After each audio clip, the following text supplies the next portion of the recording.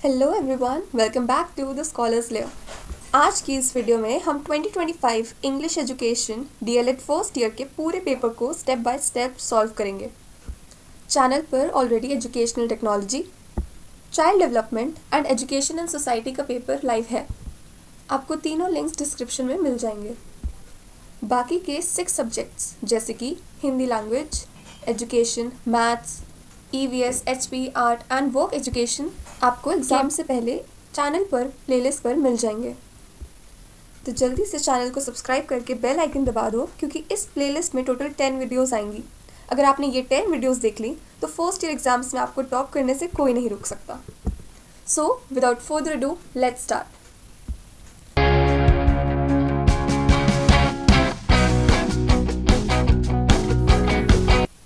First question, which of the following is a key feature of storytelling in language education? तो story telling का क्या इनमें से कोई की फीचर है? पहला कहता है it encourages passive learning. It is wrong. Story telling में एक्टिव लर्निंग होती है। Second, it provides a meaningful context for language use. यही है वैसे ऑप्शन, हम बाकी भी देख लेते हैं। It focuses solely on teaching grammar rules, नहीं। It emphasize memorization, no. तो इसका आंसर है कि जो स्टोरी टेलिंग है वो एक मीनिंगफुल कॉन्टेक्स्ट देती है लैंग्वेज को यूज़ करने का। Second, micro teaching is primarily designed to. तो माइक्रो टीचिंग में क्या होता है? पहला, it focus on developing specific skills in a controlled environment. यही फर्स्ट ही राइट आंसर है, क्योंकि जो माइक्रो टीचिंग होती है उसके अंदर आप कोई एक स्पेसिफिक स्किल लेते हैं। For example skill of introduction ले लिया एंड उसे कंट्रोल्ड एनवायरनमेंट के अंदर प्रैक्टिस की जाती है। Next, question number 3, which of the following skills is consider a receptive skill in language learning? Language learning के अंदर इनमें से कौन सी स्किल रिसेप्टिव स्किल है? तो जो स्पीकिंग है वो एक एक्टिव स्किल है। लिसनिंग, रीडिंग, ये दोनों के दोनों क्या है? रिसेप्टिव, यानी कि रिसीव करना। सुनना और पढ़ना दोनों में ही जो लर्नर है वो खुद से कुछ नहीं कर रहा, बल्कि वो रिसीव कर रहा है इन्फॉर्मेशन को। तो इसलिए इसका आंसर है लिसनिंग और रीडिंग दोनों रिसेप्टिव या पैसिव स्किल्स कहलाई जाती हैं। Next, the direct method of language teaching focuses primarily on. तो लैंग्वेज टीचिंग के बहुत सारे मेथड्स होते हैं, उनमें से एक है डायरेक्ट मेथड। ये किस चीज़ से फोकस करता है?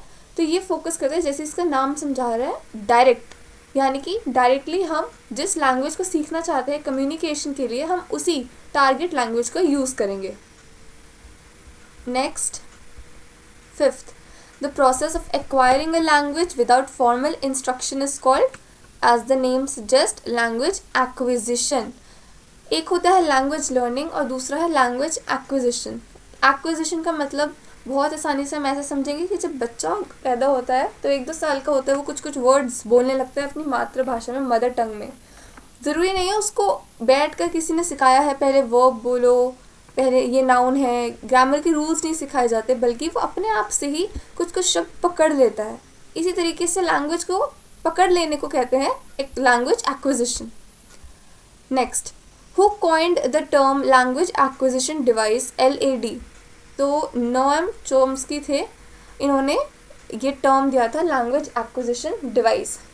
ये जो ब्रेन है उसमें होता है ये, थ्योरेटिकली नॉट एक्चुअली, और इससे जो है अंडरस्टैंडिंग लैंग्वेज की, लैंग्वेज लर्निंग और आसान हो जाती है बच्चों में। चोम्स्की इसका आंसर है। Next, what is the status of English language in India? तो इंडिया में जो इंग्लिश है, it is an associate official language. Next, scaffolding in language teaching refers to. Scaffolding का अपने आप में मतलब होता है टेम्पररी हेल्प। तो इन चारों में से जो सही आंसर है वो है बी। इस लैंग्वेज टीचिंग में स्कैफोल्डिंग होती है कि gradually reducing teacher support as students gain independence. जैसे जैसे बच्चे खुद से करने लग जाए, लैंग्वेज को समझने लग जाए, तो टीचर जो है अपना सपोर्ट कम करती रहेगी। Next, the communicative language teaching CLT approach focuses on. जैसे कि इसका नेम में हमारा समझ आ रहा है कम्युनिकेशन, तो इसमें होता है using language in real life situations. इसी को कहते हैं the communicative language teaching approach. Next, which is a good strategy for teaching writing skills to primary students. Primary के बच्चों को राइटिंग स्किल्स सिखाने के लिए हम क्या करें इन चारों में से? तो लंबे लंबे ऐसे को मेमोराइज करवाएं? नहीं। बुक्स से बोलें कि आप इसे कॉपी करके लिखो? नहीं। सिर्फ ओरल स्किल्स पे फोकस करेंगे? नो। इसका आंसर है एनकरेजिंग हिस्ट्री क्रिएशन, यानी कि अपनी इमेजिनेशन से बच्चा कोई क्रिएटिव राइटिंग करे, खुद से कुछ क्रिएट करे, कोई स्टोरी लिखे। इससे क्या होगा? इससे उनकी राइटिंग स्किल्स बहुत अच्छे से डेवलप होंगी। पार्ट 2 पे आ जाते हैं। असर्शन रीजन, 2 मार्क्स के होते हैं ये वाले। क्वेश्चन नंबर 11, असर्शन है कि using story telling in the classroom helps develop listening and comprehension skills in young learners. ये बिल्कुल सही है। स्टोरी टेलिंग से क्या होता है? क्लास के अंदर बच्चे जो है उनकी लिसनिंग स्किल्स भी डेवलप होती है और कॉम्प्रिहेंशन यानी समझने की जो क्षमता है वो भी बढ़ती है। रीजनिंग बोला है, stories provide a context for understanding vocabulary and grammatical structures. ये भी सही है। उन स्टोरीज से हमें वोकैबुलरी, नए नए शब्द भी सीखने को मिलते हैं और सेंटेंस स्ट्रक्चर, ग्रामेटिकल स्ट्रक्चर भी। तो इसका आंसर है A. Both are true and reason is the correct explanation of assertion. Next question number 12, assertion है कि reading aloud help students improve pronunciation and fluency in English. This is correct. जब बच्चे बोल बोल के पढ़ते हैं तो उनसे उनकी जो प्रोनाउंसिएशन है वो भी इम्प्रूव होती है और साथ ही साथ फ्लुएंट रीडिंग भी उनकी हो पाती है। रीजनिंग ये है कि listening to correct pronunciation and practising aloud fosters better articulation and familiarity with English sounds. ये भी बिल्कुल सही है कि जब बच्चे सुनते हैं उन्होंने क्या बोला, वो प्रोनाउंसिएशन सही जब सुनते हैं तो उससे क्या होता है? फेमिलियरिटी बैठ जाती है उनको इंग्लिश के साउंड्स की। तो इसका आंसर है A. Both A and R true and R is the correct explanation of assertion. Next है question number 13, the grammar translation method is effective for improving communicative competence in English. तो ये statement अपने आप में ही गलत है क्योंकि ग्रामर ट्रांसलेशन मेथड के अंदर कम्युनिकेटिव कॉम्पिटेंस नहीं डेवलप करवाया जाता।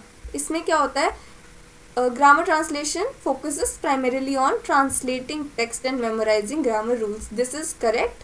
रीजनिंग जो है वो अपने आप में स्टेटमेंट सही है। तो इसका आंसर है कि A is false but R is true. Next question number 14, assertion है कि listening to English songs help in enhancing students listening skills. बिल्कुल सही है। Reasoning, songs expose learners to diverse accents, rhythms and vocabulary in English. ये sentence, ये statement भी बिल्कुल correct है कि जो सॉन्ग्स होते हैं जब बच्चा सुनता है तो अलग अलग तरह के एक्सेंट्स, रिदम्स और वोकैबुलरी उसको इंग्लिश में सुनने को मिलते हैं। तो इसलिए इसका आंसर है A. Next question number 15, group discussions in English classes improve learners confidence in speaking. तो ये बिल्कुल सही है कि ग्रुप डिस्कशंस, जब पीयर ग्रुप्स बनते हैं, आपस में डिस्कशन होती है इंग्लिश की क्लास में, तो बच्चों को एक कॉन्फिडेंस आता है बात करने की। रीजनिंग दी गई है कि group discussions provide an opportunity for learners to practise language skills in a collaborative setting. ये भी बिल्कुल सही है। Both are correct and this is the right explanation of assertion. Moving on part 3, ये कह रहे हैं attempt any 5 questions given below. आपको टोटल 8 क्वेश्चंस दिए जाएंगे, 3 मार्क्स के होंगे, but you have to attempt any 5। पहला है question 16, right any 6 expectations from an English language teacher. एक इंग्लिश लैंग्वेज टीचर से आपकी क्या एक्सपेक्टेशंस हैं, कोई भी 6 लिखो। तो एक्सपेक्टेशंस वो बेसिक ड्यूटीज़ हैं, कुछ क्वालिटीज़ हैं जो एक इंग्लिश टीचर के अंदर होनी चाहिए। कैसी कैसी हो सकती है? पहला, फैसिलिटेटर, जो टीचर है वो बच्चों को गाइड करे, ना कि सिर्फ लेक्चर देते रहे। सेकंड, स्पीकर मॉडल, जो टीचर है वो खुद क्लियरली इंग्लिश को बोले ताकि बच्चे करेक्ट साउंड्स को, करेक्ट प्रोनाउंसिएशंस को कॉपी कर सकें। थर्ड है making the classroom a happy tension free place where kids aren't afraid. Obviously एक साइकोलॉजिकल सेफ्टी प्रोवाइड की जाए बच्चों को ताकि वो अपने डाउट्स आसानी से पूछ सकें। Respectful, using words and examples that students can relate to in their daily life. इस तरीके के आप वर्ड्स और इस तरीके के एग्जाम्पल्स यूज़ करें जो बच्चा आसानी से समझ पाए। टेक फ्रेंडली, बहुत सारा पिक्चर्स यूज़ कर सकते हैं, वीडियोस दिखा सकते हैं, राइम्स दिखा सकते हैं, जिससे जो लेसन है वो और ज़्यादा फन हो। ऑलवेज एनकरेज, बच्चों को बताएं कि गलतियाँ करना is normal while speaking. Teacher should also use hand movements या फिर एक्टिंग करके बच्चों को दिखाना। फॉर एग्जाम्पल, अगर बच्चों को आप ऐसे वर्ड्स सिखा रहे हो जैसे कि रन या जंप, तो instead of just telling them the words you can use actions. तो जब टीचर इन एक्सपेक्टेशंस को मीट करती हैं तो बच्चे इंग्लिश को अच्छे से नेचुरली समझ सकते हैं रादर देन उसको मेमोराइज करने के। नेक्स्ट है question number 17। Enlist any 3 factors that affect listening skills and ways to overcome them। तो listening का मतलब है जब बच्चे सिर्फ सुने ना बल्कि सुनने के साथ साथ अटेंशन उनकी रहे और साथ ही साथ वो समझ सकें कि जो सेंडर है उसने क्या मैसेज दिया है। तो किस तरीके से हम अपनी क्लासरूम में क्या क्या प्रॉब्लम्स आती हैं। पहला, नॉइज़ी क्लासरूम, बाहर से स्कूल के बाहर से या क्लासरूम के बाहर से जो लाउड नॉइजेस होती हैं उनसे एक ये प्रॉब्लम आ सकती है कि बच्चे को समझ नहीं आ रहा, सुनाई नहीं दे रहा टीचर क्या कह रही है। So for this close the doors, close the windows और move to a quiet corner. Second, difficult words, कई बार बच्चों को मीनिंग ही नहीं पता होता वो कौन से वर्ड्स जो है टीचर बोल रही है, तो उसके लिए tell the meaning of hard words या difficult words before starting the lesson. Third, fast talking, अगर जो स्पीकर है वो बहुत जल्दी जल्दी बात कर रहे हैं तो बच्चे कंफ्यूज जाएंगे, which is why it is important to speak slowly and clearly. For example, जो टीचर है वो अपने फ़ोन पे कोई स्टोरी प्ले करती है एंड जो बच्चे हैं उन्हें ड्रॉ करना है on the basis of what they have heard. अब इससे टीचर को ये बात समझ आ जाएगी कि बच्चों ने समझा भी है उन्होंने जो स्टोरी सुनी है या फिर उनका अटेंशन कहीं और था। तो इस तरह की छोटी छोटी प्रॉब्लम्स को सॉल्व करके हम बच्चों को बहुत ही अच्छा लिसनर बना सकते हैं। नेक्स्ट है question number 18। How can dramatisation help you in teaching English? Support your answers with suitable examples. तो ड्रामाटाइजेशन का मतलब है एक्टिंग करना किसी स्टोरी की या किसी सिचुएशन की जिससे हम इंग्लिश सीख सकें। अभी कैसे हेल्प करता है? पहला, लेस फियर, अगर बच्चों को ऐसा लगता है कि हम तो सिर्फ एक कैरेक्टर को प्ले कर रहे हैं तो they feel less shy. Second, real practice, इससे बच्चों को रियल लाइफ में बात करने की प्रैक्टिस हो जाती है। थर्ड है team work, students work together and learn from each other while acting. For example, 2 बच्चे हैं, एक शॉपकीपर की तरह एक्ट कर रहा है, दूसरा कस्टमर की तरह, एंड वो कुछ ऐसे सेंटेंसेस प्रैक्टिस करते हैं जैसे कि how much is this, what is the cost of this product. इस तरीके से एक्टिंग जो है वो इंग्लिश को एक लिविंग लैंग्वेज बना देता है इंस्टेड ऑफ टेक्स्ट बुक के कुछ शब्द। Next question number 19। What type of reading would you recommend for primary classes? Support your views with suitable examples. तो प्राइमरी क्लासेस में हम शेयर्ड रीडिंग को अडॉप्ट करेंगे। इस टाइप की रीडिंग के अंदर जो छोटे बच्चे हैं वो बुक्स के थ्रू अपनी जर्नी को स्टार्ट करते हैं। शेयर्ड रीडिंग में the teacher reads a big book with large pictures while kids follow along। इसमें बहुत सारी पिक्चर्स होती हैं और ये पिक्चर्स टीचर क्लास में आते ही दिखा सकती है बच्चों को, फिर उनसे गेस करवा सकती है कि आप बताओ आपको क्या लगता है स्टोरी के अंदर क्या होने वाला है। यूजिंग राइम्स, जिसके अंदर बार बार कुछ वर्ड्स रिपीट हो रहे हैं ताकि बच्चों के पास वो वोकैबुलरी में वो वर्ड्स ज़रूर आ जाएं। एग्जाम्पल के तौर पर, using a big book about a clever monkey where kids point at the words as the teacher reads. जैसे जैसे टीचर पढ़ रही है बच्चे क्या करेंगे, अपने फिंगर से पॉइंट करेंगे उन वर्ड्स को। तो रीडिंग ऐसी होनी चाहिए, it should be fun, it should be colourful for primary kids so that they develop a love for books. Next है question number 20। Handwriting is an important learning skills. How would you develop handwriting among your students?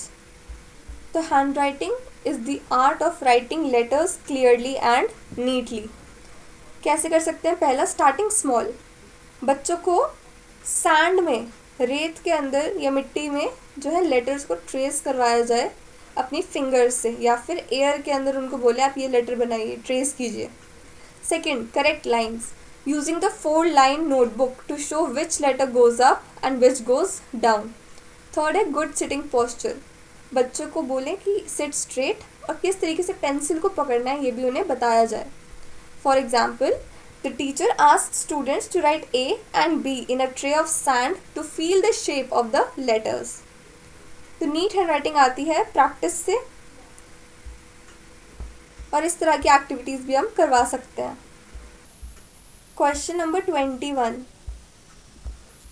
Information and communication technology has become an important component of teaching learning. How would you take the help of technology to teach English? तो using modern gadgets जैसे कि phone, computers, ICT to teach English. इससे क्या होता है? इससे पहली बात तो real sounds, kids can hear how people talk in other countries through videos दिखा के हम बच्चों को बाकी कंट्रीज़ में किस तरीके से बात की जाती है वो दिखा सकते हैं. टीचर कैन शो पिक्चर्स और short clips to explain hard English words. Third है फन लर्निंग, जब हम बच्चों को किसी ICT के अंदर मॉनिटर में प्रोजेक्टर के थ्रू कोई भी गेम खिलाते हैं, क्विज कराते हैं, वीडियो दिखाते हैं, तो उससे बच्चे जो हैं वो बहुत एक्साइटेड हो जाते हैं. They want to learn more. For example, a teacher records a student speaking and plays it back so the child can hear their own voice and improve. तो इसलिए जो टेक्नोलॉजी है वो क्लासरूम को मॉडर्न बना रही है, जिससे हर बच्चे को एक चांस मिले बेटर लर्निंग का. Next question, what do you understand by portfolio? Give some examples of assessing portfolios of the learners. तो पोर्टफोलियो एक फोल्डर या फिर एक ऐसी फाइल होती है जिसमें रिकॉर्ड होता है ओवर टाइम बच्चे ने क्लास में क्या क्या किया है उन सभी चीज़ों का.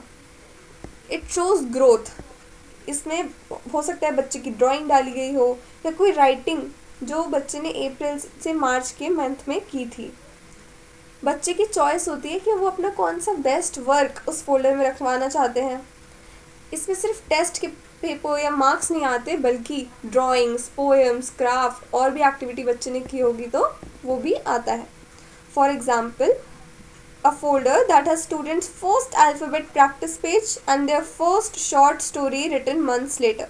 तो यानी प्रोग्रेस जो है वो बच्चे की दिखाई देती है थ्रू अ पोर्टफोलियो. इसमें लास्ट क्वेश्चन है, how would you create an environment for oral language learning in your classroom. तो एक ओरल इन्वायरमेंट यानी कि क्लासरूम को इस तरीके से हम बनाएं जहाँ पे बच्चों को बहुत ज़्यादा चांसेस मिले टू स्पीक इन इंग्लिश. इसके लिए हम क्या कर सकते हैं? पहला, टॉकिंग कॉर्नर, एक ऐसी प्लेस क्लास के अंदर जहाँ पे kids are encourage to talk to each other. फिर है टीचर स्पीक्स लेस्ट. ऑब्वियसली जो टीचर है वो कम बोले, बल्कि जो स्टूडेंट्स हैं उनको हम ज़्यादा चांसेस दें इंग्लिश में बात करने की. No punishment for mistakes, making sure that kids feel safe even if they say something wrong. For example क्या कर सकते हैं? क्लास को शुरू करने से पहले हम एक सर्कल टाइम करें जहाँ पे सभी बच्चे क्लास को अपने फेवरेट टॉय के बारे में बताएंगे इन 2 lines इन इंग्लिश. तो जब बच्चे सेफ फील करते हैं, हैप्पी फील करते हैं, दे स्टार्ट स्पीकिंग इंग्लिश या फिर that language much faster. Part 4 पे आ जाते हैं. इसमें भी 8 क्वेश्चंस होंगे, 8 मार्क्स के. You have to attempt any 5. पहला, how can you enhance listening skills among your students? Explain with examples of language games and activity. तो जैसे पहले बताया था, लिसनिंग स्किल, जब बच्चे समझें भी जो भी वर्ड्स बोले जा रहे हैं उनको, तो हम क्या कर सकते हैं? बिफोर लिसनिंग पहले बच्चों को हम बता दें कि वो कौन सी जो स्टोरी है उसको सुनने जा रहे हैं. फिर ड्यूरिंग लिसनिंग बच्चों को बोलें कि इस स्टोरी में आपको 1 या 2 कोई स्पेसिफिक चीज़ को ढूंढना है, इसलिए बहुत ही अटेंटिव होकर सुनना पड़ेगा. After listening ask them to talk about what they have just heard. Activity क्या करा सकते हैं? पहला, साइमन सेज, एक गेम जहाँ पे बच्चे जो हैं वो टीचर के इंस्ट्रक्शन सिर्फ तभी फॉलो करेंगे अगर टीचर ने बोला है साइमन सेज. दूसरा, टेलीफोन गेम या चाइनीज़ विस्पर जिसे कहते हैं, कि एक वर्ड बच्चे को बोला जाए और फिर देखेंगे हम कि क्या लाइन के एंड तक वो word with the same pronunciation बोला जा रहा है या फिर नहीं। फॉर एग्जाम्पल जो टीचर है वो बच्चों को एक स्टोरी बताती है अबाउट अ फार्म एंड बच्चों को पहले ही बोल देती है कि आपको क्लैप करना है जब भी आप किसी एनिमल का नेम सुनाई दे आपको। तो इस तरह के जो लिसनिंग के गेम्स होते हैं they make the brain sharp and of course helps kids understand English better. Next है question number 25। Do you think spellings should be given due importance while teaching English and list some of the reasons in support of your answer. तो spelling वो correct order होता है letters का which is use to make a meaningful word. अब जब correct spellings हम use करते हैं तो उससे मिसअंडरस्टैंडिंग नहीं होती। फिर उससे क्या होता है जो स्पेलिंग्स अगर हमें आते हैं तो बच्चे बहुत ईजीली वर्ड्स को रिकग्नाइज कर पाएंगे जब वो पढ़ेंगे। And of course standard rules, it helps everyone right in a way that is same everywhere. सारी स्पेलिंग हर चीज़ की यूनिवर्सल है। अब फॉर एग्जाम्पल जो टीचर है they can use word walls, जहाँ पे डिफ़िकल्ट वर्ड्स जैसे कि स्कूल या टीचर या कोई भी न्यू वर्ड्स हैं वो ऑटोमेटिकली क्लास में हम चार्ट पे चिपका दें। Spelling is the foundation of good writing and clear communication. Next question, prepare a lesson plan for teaching poetry to class 5th students. आप कोई भी lesson plan class 5th poetry का बना सकते हैं, जिस फॉर्मेट में आपको आता है उसमें बना सकते हैं। ये बिल्कुल एक रफ सा है। For example the ice cream man poem है। गोल या फिर आउटकम या ऑब्जेक्टिव है to help students enjoy the music and rhyme of the poem. इसकी कुछ स्टेप्स में बच्चों को बोला जाए कि ask kids about their favourite ice cream. फिर टीचर क्या करेगी, she will read the poem beautifully with the rhythm, then repeat, kids will repeat the lines after the teacher. और एक्टिविटी हम करवा सकते हैं कि फाइंड द राइमिंग वर्ड्स। इसके अंदर after the lesson is done, जब पोएम जो है वो पढ़ ली उसके बाद बच्चों को बोला जाए कि आप एक कलरफुल आइसक्रीम कार्ड को ड्रॉ करो।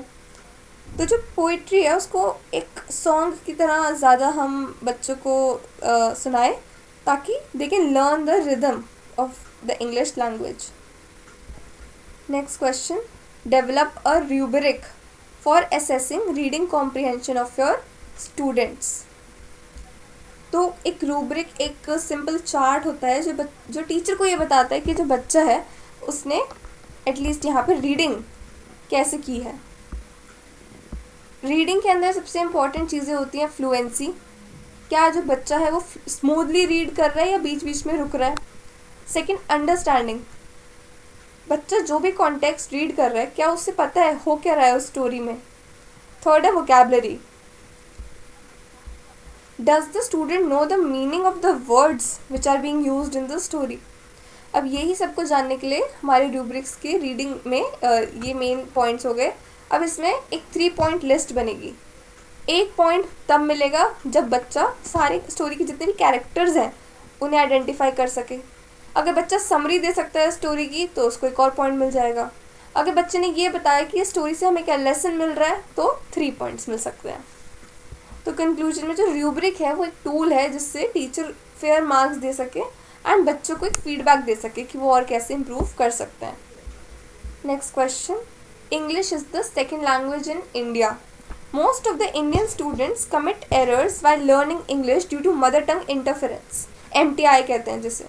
How would you analyze their errors and what strategies would you adopt to tackle the problem?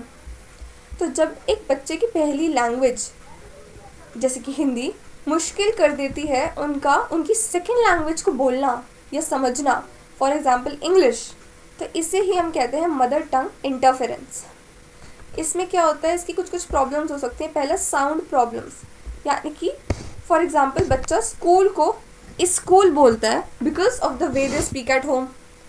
Sentence formation में प्रॉब्लम, जब हम वर्ड टू वर्ड कई बार ट्रांसलेट करते हैं तो ज़रूरी नहीं है कि हिंदी में जिस तरीके से सेंटेंस स्ट्रक्चर है वैसे ही इंग्लिश में हो। फिर इसको कैसे हम फिक्स करें, तो give more listening practice and play games that focus on the correct English sounds. For example if a child says he go, तो बच्चे ने बोला ही गो, बट जो टीचर है वो उसे डांटे ना बल्कि बहुत ही जेंटली उसे बताए yes he goes to the park. उसे करेक्ट वे दिखाए।